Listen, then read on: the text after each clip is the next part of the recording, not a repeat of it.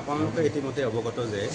TDA market কমপ্লেক্সৰ যিখিনি দোকান আছে 184 ইয়াতে দোকান আছে এই দোকানখিনিৰ যিটো এলটমেণ্ট প্ৰচেছ আছিলে সেই এলটমেণ্ট প্ৰচেছটো কেনেকুৱা আছিলে তাৰ ওপৰত এটা তদন্ত এটা চলি আছে কাৰণ অভিযোগ এটা উঠিছিলে যে দুই এজন লোকে 10খন 12খন 13খন দোকান কি আছে চলাই আছে অথচ তেওঁলোকৰ নামত এলটমেণ্ট নাছিল তেনেকুৱা ধৰণৰ অভিযোগ আছিলে সেইকাৰণে আমাৰ দণ্ডাধীশ পৰ্যায়ৰ এটা তদন্ত এটা চলি আছে আমি আজি আহিলোঁ আহি কেইখনমান দোকান চালোঁ আমি চাম যিমানখিনি পাৰোঁ ইমান দোকানখিনি চাম গতিকে এতিয়া আমি ক'ব পৰা অৱস্থাত নাই যিখিনি চব হোল্ডাৰ আছে ইয়াতে তেওঁলোকক আমি ডকুমেণ্ট প্ৰডিউচ কৰিব দিছোঁ TDA তেওঁলোকৰ যি এলটমেণ্ট দিছিলে সেই এলটমেণ্ট লেটাৰ প্লাছ তেওঁলোকৰ এতিয়া তেওঁলোকে যি ব্ৰেণ্ড নামত আৰু তেওঁলোকে দোকান চলাই আছে তাৰ supporting document trade licence GST number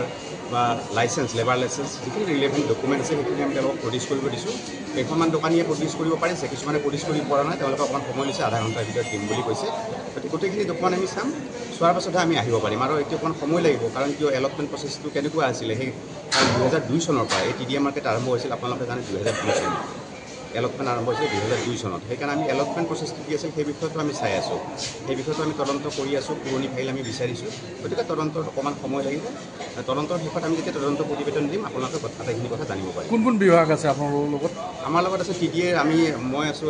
ADM আৰু আমাৰ এছিষ্টেণ্ট কমিশ্যনাৰ আছে লগতে TDA অথৰিটিৰ মানুহ আছে আৰু মিউনিচিপাল বৰ্ডৰো মানুহ ইয়াতে আছে GST বিভাগৰ আমি এতিয়া লোৱা নাই GST বিভাগৰ প্ৰয়োজন হ'লে আমি ল'ম আমি ডকুমেণ্ট কালেক্ট কৰি আছোঁ GST বিভাগৰ আমি প্ৰয়োজন হ'লে আমি ইয়াতে সামৰি ল'ম দাদা এইটো অলপমেণ্ট প্ৰচিডিউৰ ওপৰত কিবা ক'ব পাৰিব নেকি এতিয়া একো ক'ব পৰা অৱস্থাত নাই কাৰণ মই কৈছোঁ 2002 চনত এইটো অলপমেণ্ট প্ৰচিডিউৰ আৰম্ভ হৈছিলে সেইকাৰণে আমি সেই সময়ৰ ফাইলবোৰ আমি বিচাৰিছোঁ TDA অথৰিটিৰ পৰা ফাইলবোৰ বিচাৰিছোঁ কিছুমান ডকুমেণ্ট পাইছোঁ সকলোখিনি পোৱা নাই তেওঁলোকে বিচাৰি আছে যিহেতু পুৰণি ফাইল গোটেইখিনি পালে আমি ফাইলখিনি অধ্যয়ন কৰিব লাগিব অধ্যয়ন কৰিলেহে আমি গম পাম যি দোকানীয়ে যদি ডকুমেণ্টছ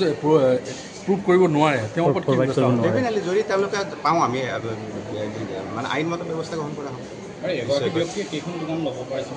মানে সেইটো মই এতিয়া আপোনালোকক নকওঁ TDA কি নিয়ম সেইখিনি মই চাব লাগিব সেইখিনি নোচোৱাকৈ কোৱাটো ভুল হ'ব সেইকাৰণে আমি ফাইল বিচাৰিছোঁ পুৰণি ফাইল তেওঁলোকৰ এলটমেণ্ট প্ৰচিডিউৰটো কি আছিলে কি নীতি নিয়মৰ আধাৰত তেওঁলোকে এলটমেণ্ট দিছিলে সেই গোটেইখিনি কথা আমি জানিব লাগিব